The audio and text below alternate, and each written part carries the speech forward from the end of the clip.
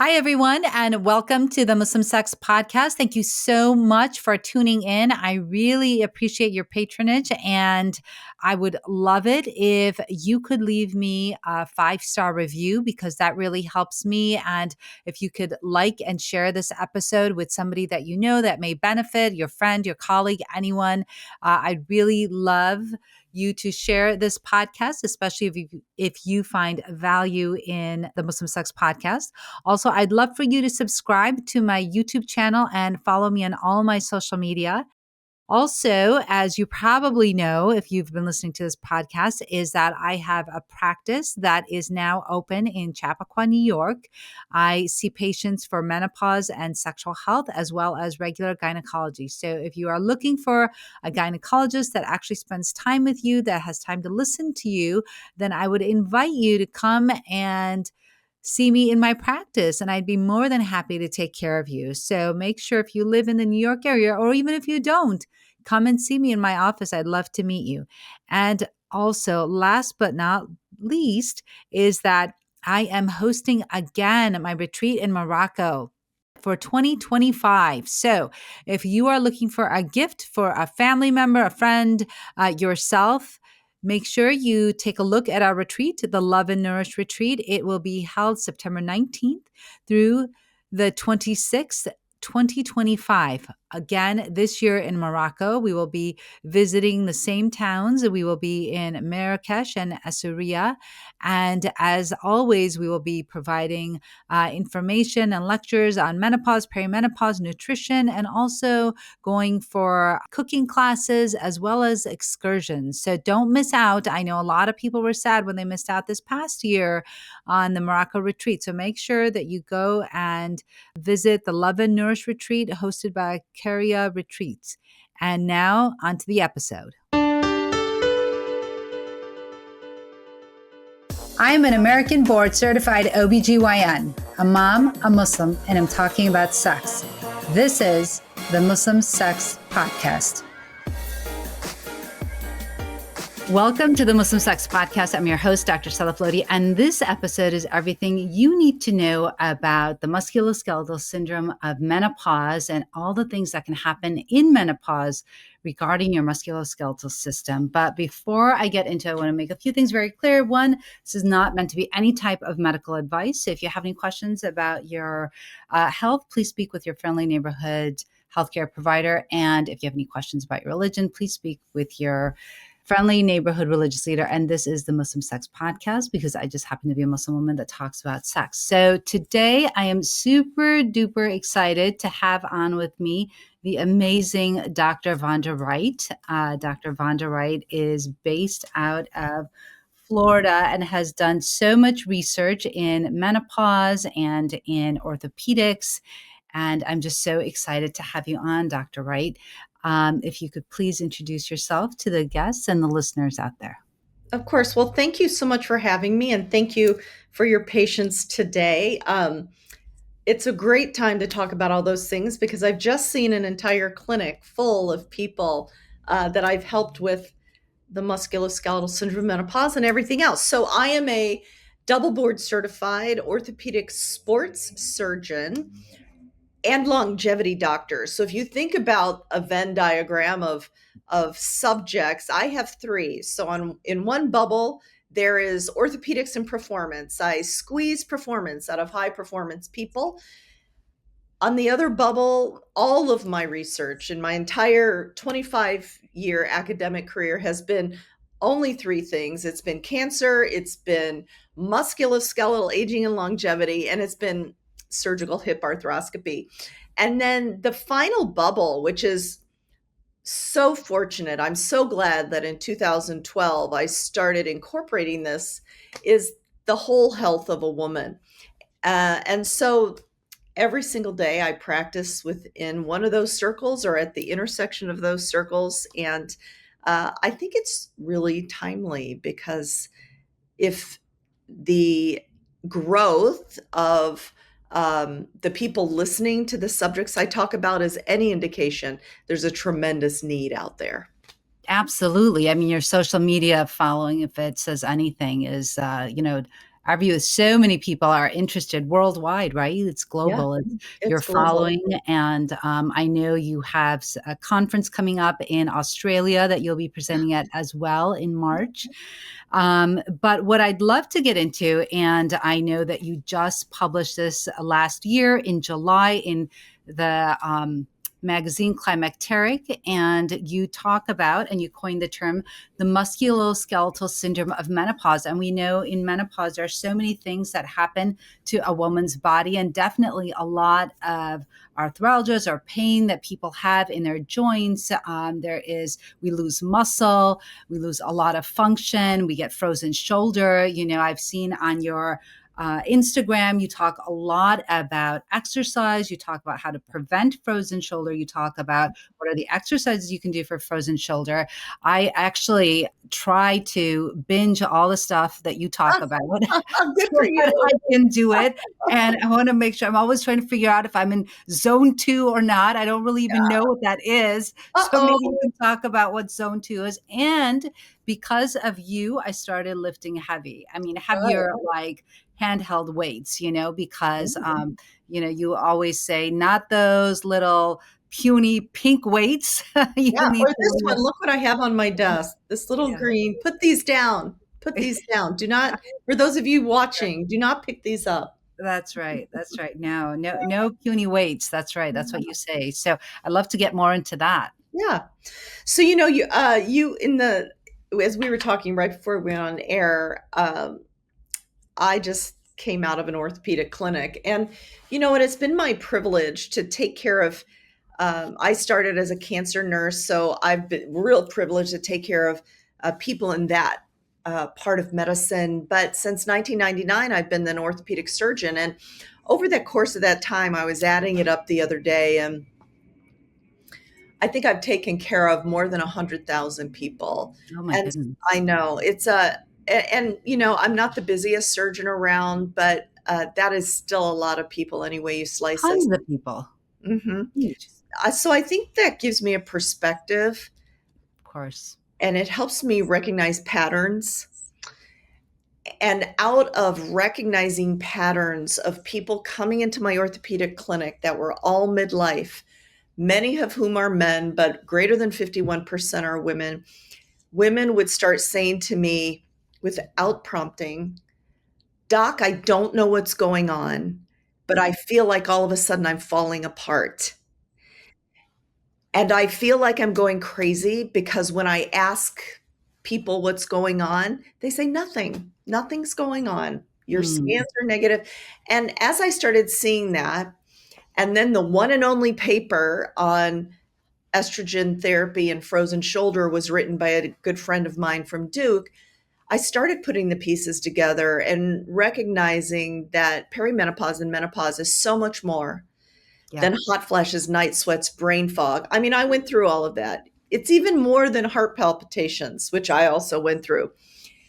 M- Me too. More than, yes, and it's frightening, right? Mhm. Exactly. But then I started recognizing, and I went through this myself. I am an athlete. And at 47, I could barely get out of bed because my body hurt so much. I dreaded getting out of bed. And then more and more women, I started recognizing patterns.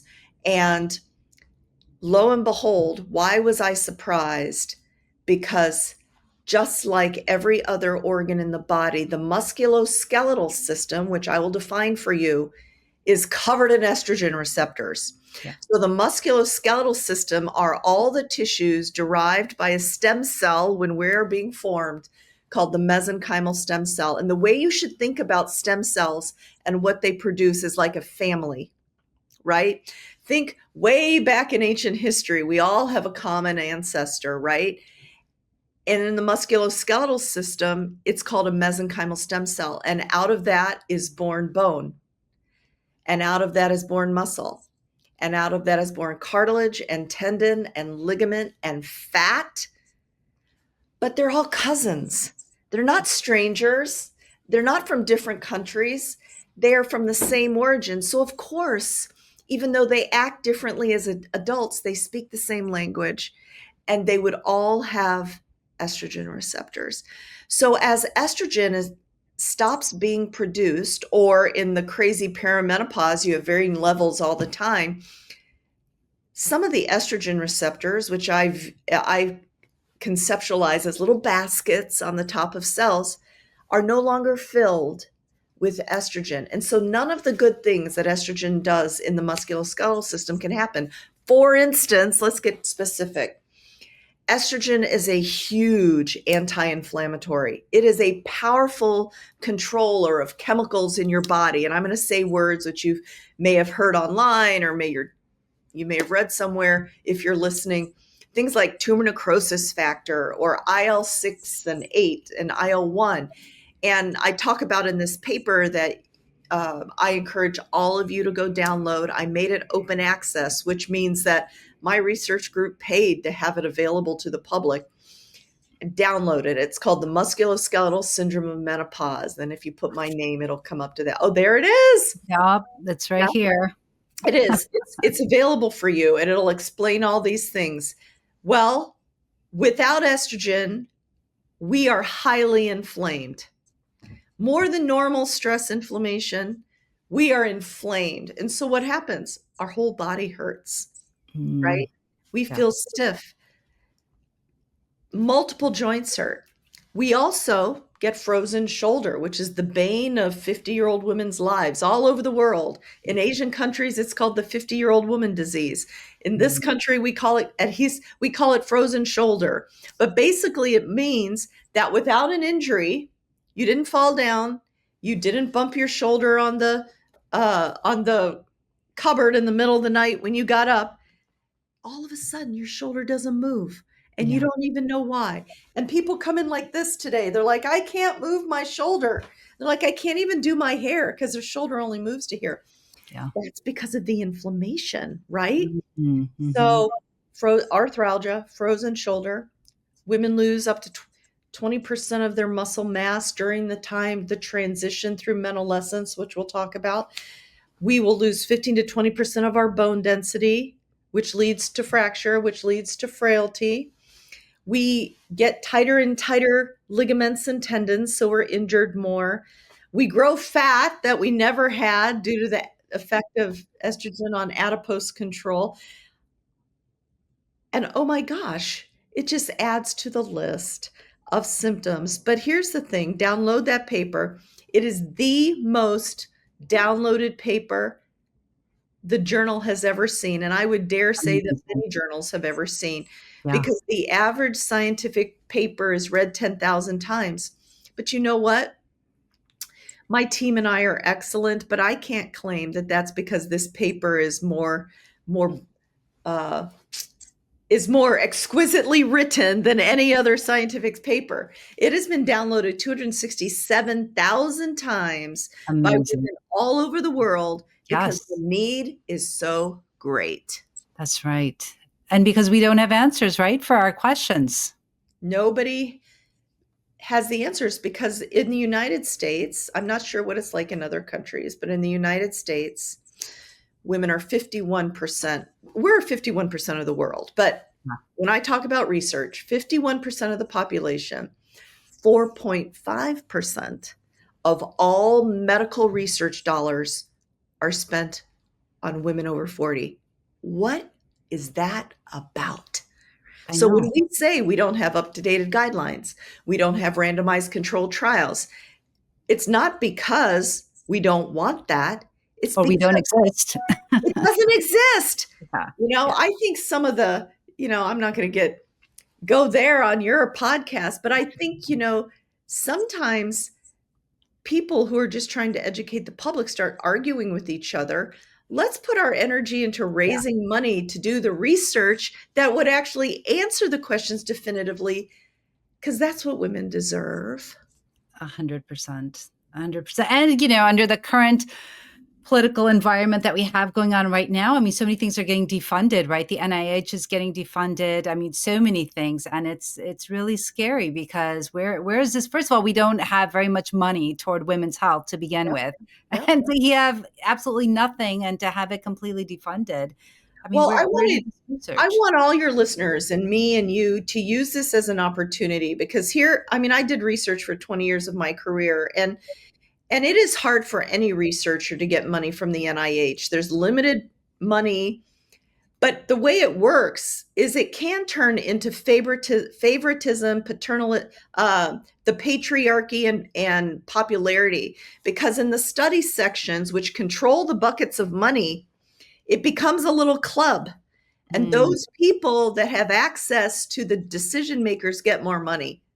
yeah. So, what I'm hoping is that this craziness that's going on, this evaluation and the halting will allow critical thinking to, do we need so many studies on zebrafish?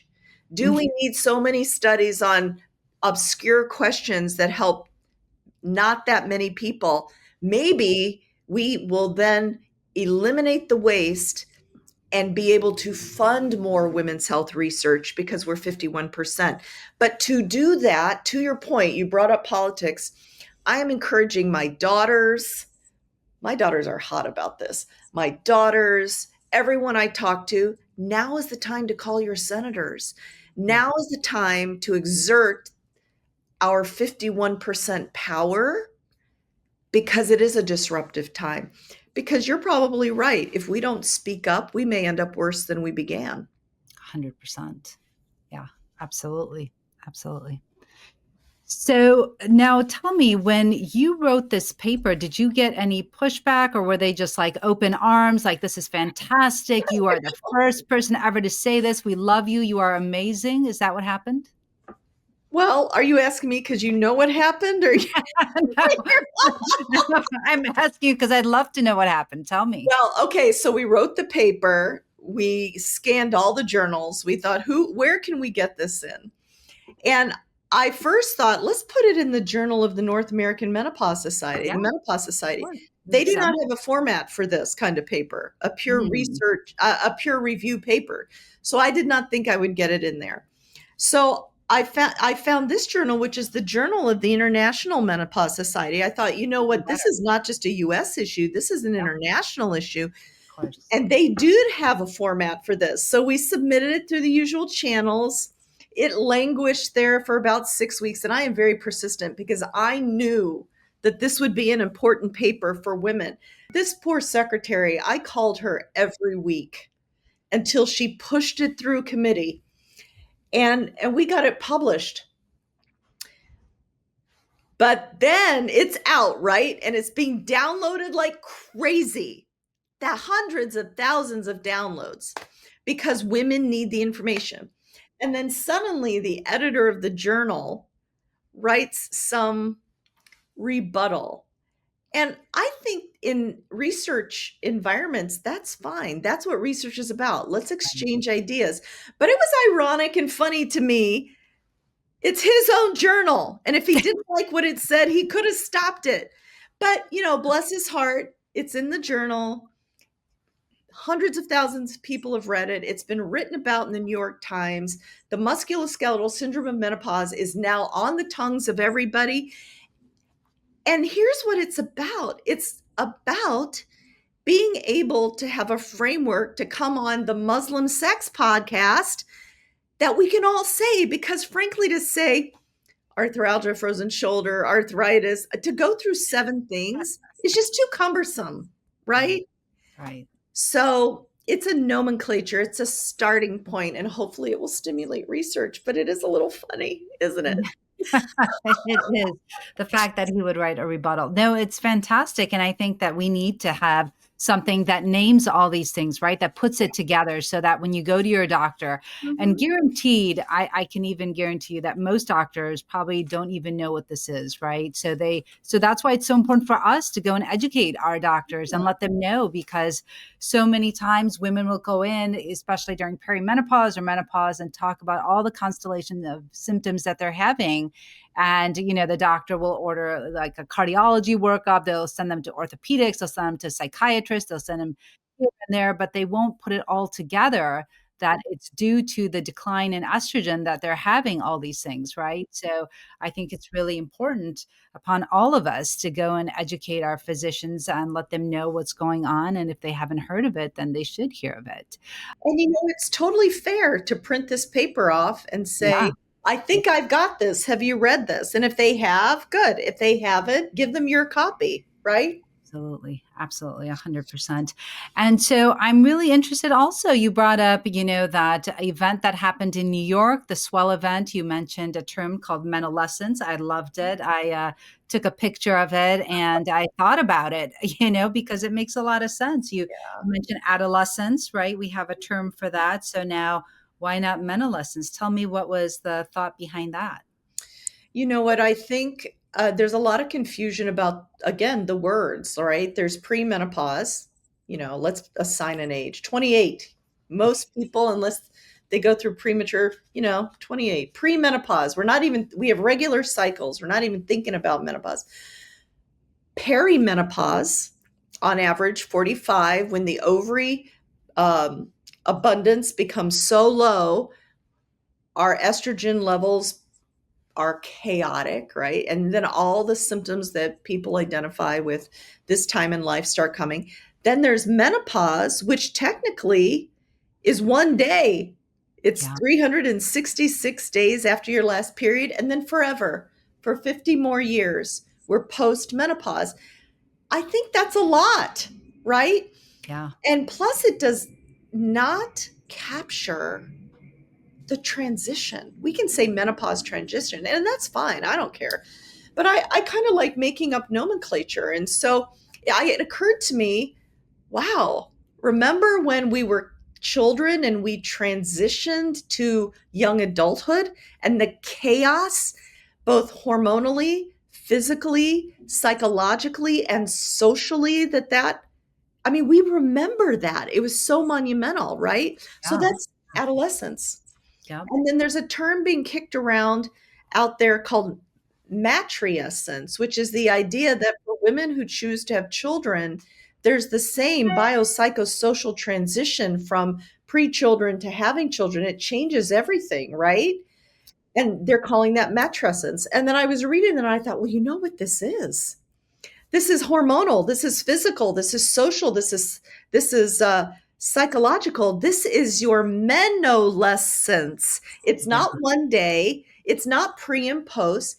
It captures the transition, and to me it just sits right. Yeah. And when I say it, people are like, oh yes, it's like the adult adolescence. Yes, it is. Absolutely, right? That's what a lot of people say, that perimenopause is the, inverse of puberty, right? It's the opposite. Well, I mean, I guess it's like similar. A lot of things are happening. Our hormones are fluctuating. We're getting acne, we're, moodiness, anxiety, all of this stuff, right? So, I mean, I think it only makes sense to have a term that we never had before. And it's no surprise that we haven't had a term, right? I mean, I just think that women's health is just not, research is really not, people just don't spend that much money on it. And I think that there's, we need people like you doing the research, creating terms and terminology to describe this phase in our lives that then continues until basically we die, right? I mean, that's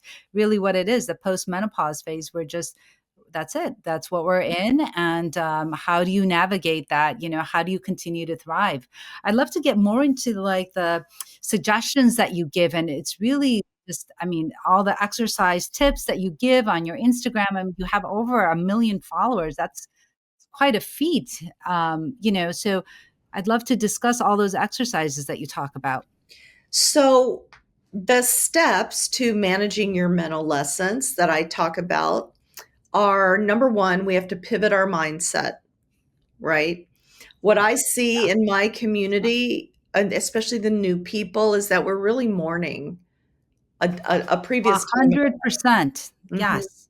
All the time. We're mourning, we're saying, wasn't that so grand? Mhm. Oh my God, when I was 25, I pick on 25-year-olds. Yeah, 25 was easy. I wouldn't do it again. Yeah. And, of course it was grand, it was easy. And we need to acknowledge that that was wonderful. But that I think we need to pivot our mindsets. And I always do it like this. I illustrate with my body. I'm a physical speaker. I'm pivoting from looking at 25 to pivoting today and forward, because I believe that the next 50 years can be the best years because we are authentic. We at this point hopefully know who we are. Mhm. We get to be indefinable, meaning I I'm I don't know what I'm supposed to be like at this age, because we're the first generation to really appreciate this age. So I'll tell you who I am, don't describe me. And then so we're authentic, we're indefinable, and we're wise. We've lived through enough stuff that we know things are fixable, right? So let's pivot our mindset. Step one. Number two, we have to have menopause or menolessons literacy through podcasts like this, through reading the paper we just talked about, through reading my next book that's coming out in November called Unbreakable. We have to, everybody should be reading Estrogen Matters to get the data on estrogen, right? You just have to become educated on this time of life. So pivot your mindset, become literate. Number three, make your hormone decision. Every woman is a sentient being with the ability to exercise your agency. You have the right to decide whether or not you do hormone replacement therapy. And I can tell you all the reasons why I'm going to die with my transdermal patch on my belly. But you get to decide, right? And I want you to decide based on facts, not fear. Yes. And then finally, let's build a lifestyle that, and now I'll go into details. Let's build this unbreakable lifestyle so that we do not become the 1 in 3 women who end up frail, broken in a nursing home. And this is so real to me because I am an orthopedic surgeon and I am the one that is called when you break your hip. This is a hip. We just happen to be Mm. at my desk. This is a hip. Just This happen to have a hip. I just happened to be in my office today. This is a femur. This is what we break when we become Mm. frail. Yeah. This is what you get. This is one of the things you get if you break. You don't want me to do this to you. So how do we prevent that? How do we prevent being the little old lady who I meet in the hospital who's broken her femur? She's in terrible pain. She's usually incontinent because no one has given her vaginal estrogen for the gynecourinary syndrome of menopause. Her heart may be so damaged because heart disease is the number one killer of all women. And she hasn't gotten estrogen to try to stave off heart disease. And she may be a little demented, Yep. either because of the stress of the moment or she's on her way to Alzheimer's. That is the state of women I see. So this is so real to me. How do we prevent it? Number one, we must eat an anti-inflammatory diet high in protein. Inflammation causes rapid aging. Inflammation comes from processed foods, high sugar, simple carbs, careless garbage eating, right? If we're going to focus on anti-inflammatory, high protein diet, we do vegetables and protein sources. I don't care if you eat animals. You can eat plants for protein. You just got to eat a lot of plants. It's a lot of plants, but you can do it, right? So, Mm. anti-inflammatory, high protein diet.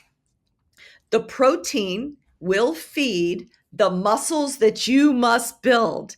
We must put down the mamby-pamby little green weights, pink weights, and lift heavy, because without estrogen, we need to lift heavier to stimulate muscle growth. You've heard this many times probably if you've been listening to podcasts out there, but you're not going to grow muscles like a bodybuilder unless you purposely grow muscles. It takes a lot of hard work and years of it.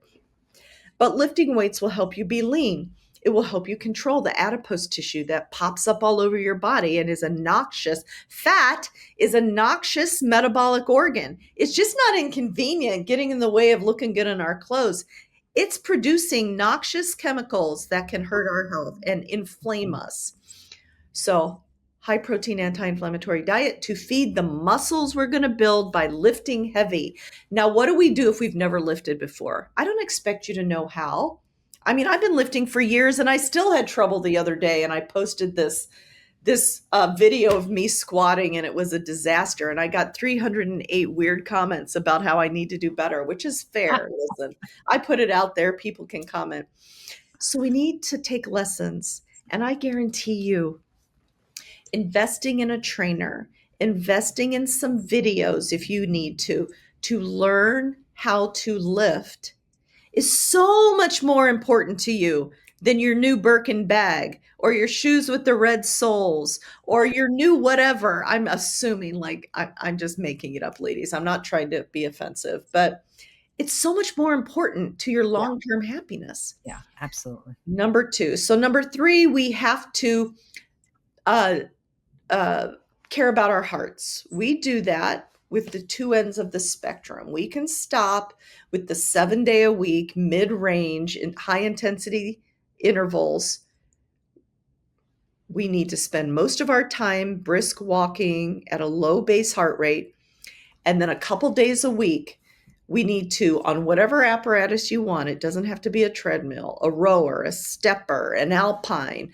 It can be running on a treadmill. Get our heart rate as high as possible, because that high heart rate activity, coupled with our weightlifting, is what recomposes our body. I Mm, never tell people to lose weight. I talk about recomposing more muscle, you'll get rid of fat. And then finally, I add to that, we need to jump. We need to pound up our stairs. We need to jump rope. We need to jump up and down 20 times a day to cause the mechanical stimulation to build bone. Bone is built with smart nutrition, enough muscle, and jumping up and down, because we don't want to break. And then what else? We need to protect our sleep. Nothing happens unless we sleep. So women in midlife often can't sleep. And right. so sleep hygiene is important. Stop eating 3 hours before you go to sleep so you're not using energy to digest and you have quality sleep. I take my magnesium before I go to bed because it helps me sleep.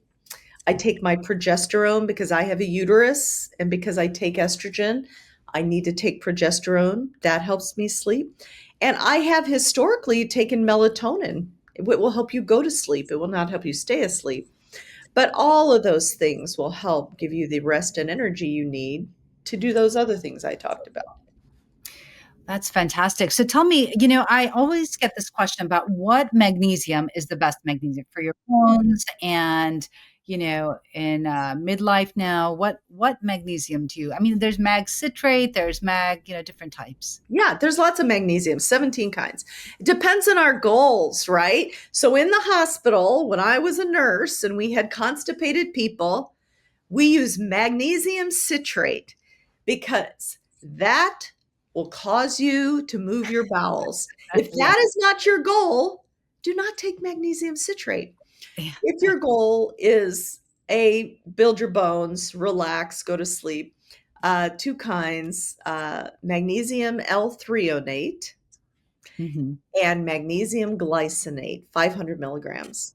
So both of those I take right before I go to bed with my progesterone. All good. Magnesium glycinate. Okay. And you also talk a lot about creatine. I do. I do. I'm looking Yes, around to to see help if build, I have some. yeah, to help Creatine, build muscle, right? yeah, 5 grams a day. Creatine first came on my scene and the scene in sports. In the early 90s, we used it to grow muscle in athletes. It had to be cycled. It was such high dose. But Mm, creatine is very well studied. It's thought to not only have effects for building muscle, it has effects on brain health. And so I and many people recommend 5 grams of creatine every day to help build muscle. And so that can come in capsules. I personally take a powder that I just mix in water. Um, High protein and creatine, great. together. Yeah, Okay. To help build that muscle. That's fantastic. yeah. So you have a book coming out. Tell us about that book. You have several books. So this is book number 4 or 5? 6. 6. Oh my goodness. I lost So count. I started, listen, it looks, this social media business, it looks like this, I've been just, hatched from an egg. But the fact of the matter is, I've been educating. I was thinking about this today. Sometimes people call me an influencer. I'm not an influencer, actually. I'm not. I am an educator and always have been. I'm an academic's academic. I taught in a university for most of my career. This is the only 3 years in my life I haven't been a academic surgeon. So I'm an educator, not an influencer, and have been doing it for a long time. So I wrote my first book for the public in 2006, and here's why. I realized that the mantra for my career when I was young and thinking about what I wanted to do is that I'm going to change the way we age in this country. That is continues to be my mantra.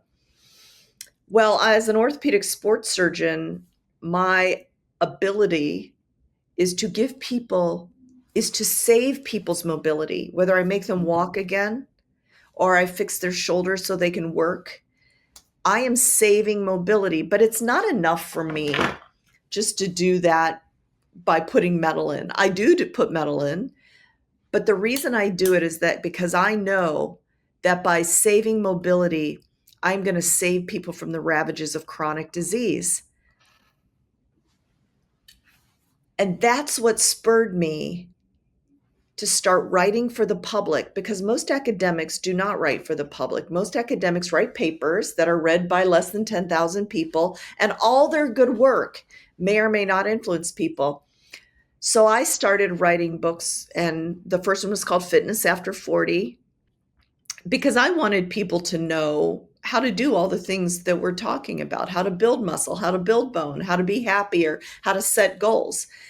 Then I wrote a book called Guide to Thrive, which is a strategic plan for health, because I contended that, listen, we have a plan for everything. We have a business plan. We have an education plan. We have a plan for the neighbors' kids. They're not even our kids. We're planning their lives.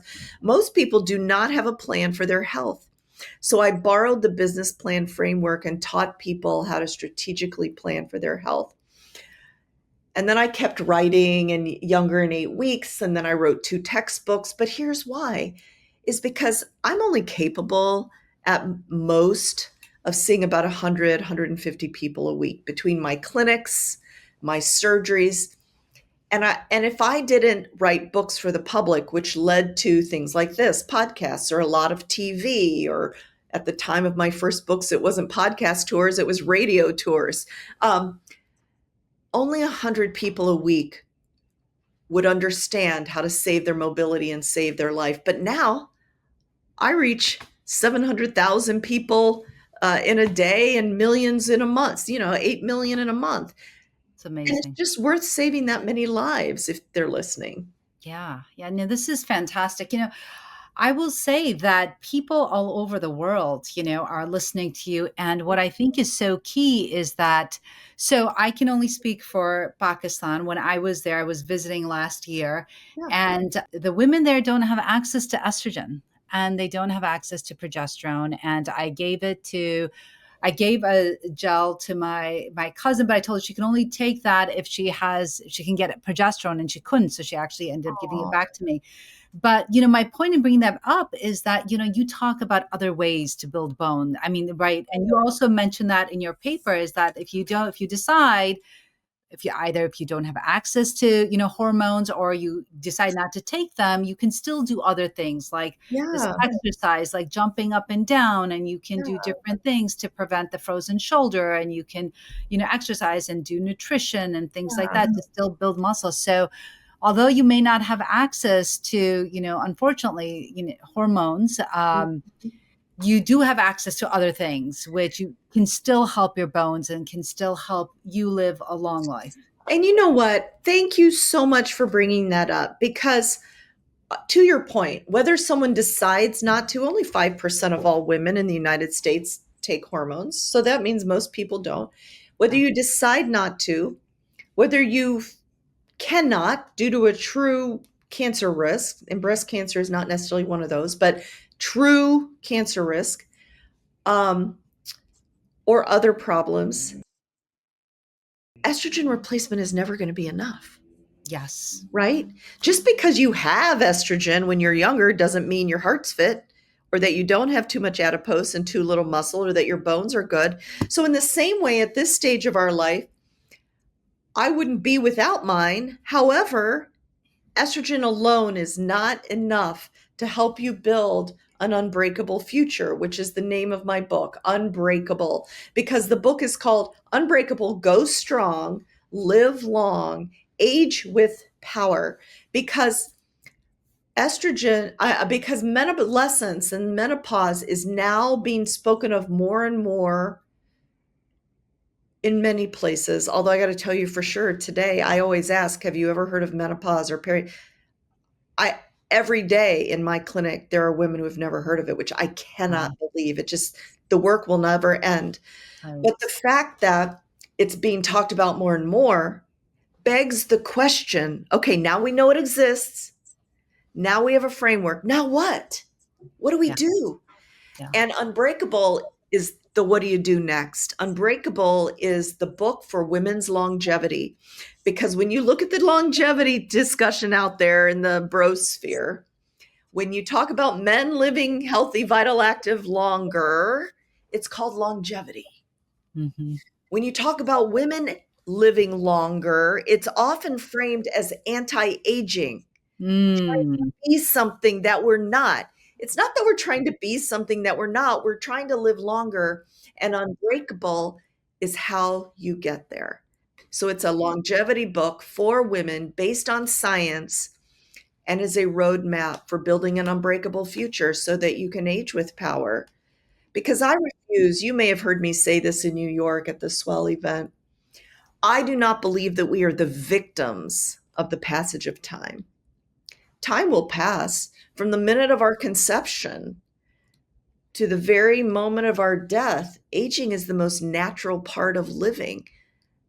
There's nothing about time that makes us a victim. We're victims if we just sit there in a puddle saying, oh my God, oh my God, oh my God, I'm aging, instead of grabbing life by the horns and saying, I want to live in this way. Does that make sense? 100%, 100%. I mean, I say that to my patients all the time when they're deciding, we're so lucky here to have access to hormones and to people like you and so much social media and all this.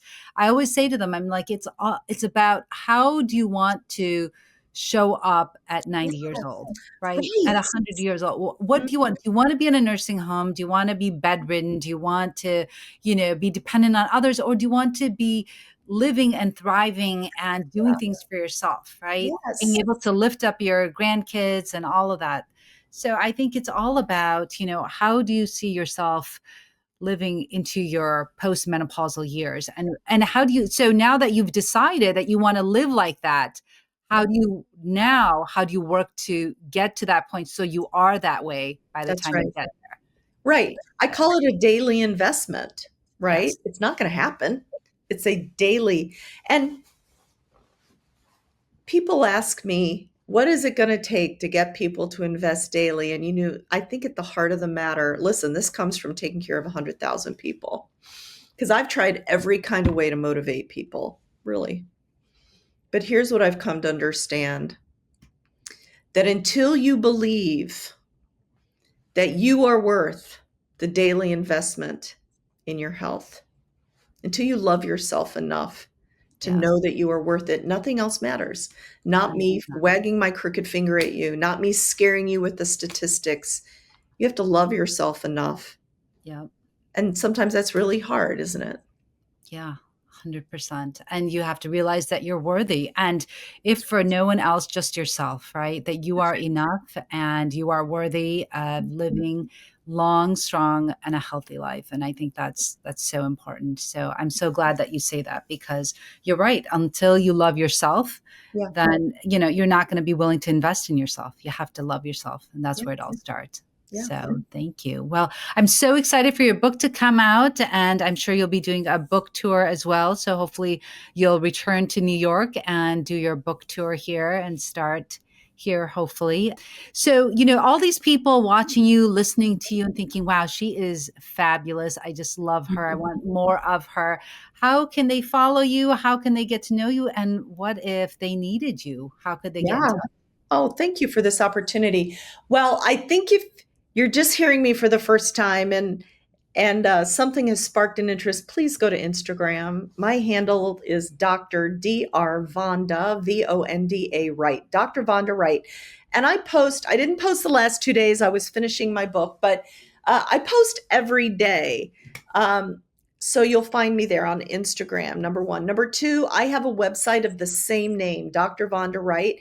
It has all kinds of blogs, all kinds of stuff. And on that, you can sign up for my book wait list. Ooh, I nice. know. So Unbreakable Wait List is going to be up on the website soon. Because if you get on the wait list, then we're going to have special Zooms and we're going to just build a community around Unbreakable. But you know what? I probably will be back in New York in October at that event where we first met, but I throw my own event. So you Nice. should look out for that. I had one I in will. November, a sold out crowd of 500 women. Next year, it's going to be more than 1,000, called Women's Health Conversations, where I bring all kinds of fascinating educators to really share their heart and soul and knowledge. So look out for that too, but definitely Amazing. Instagram.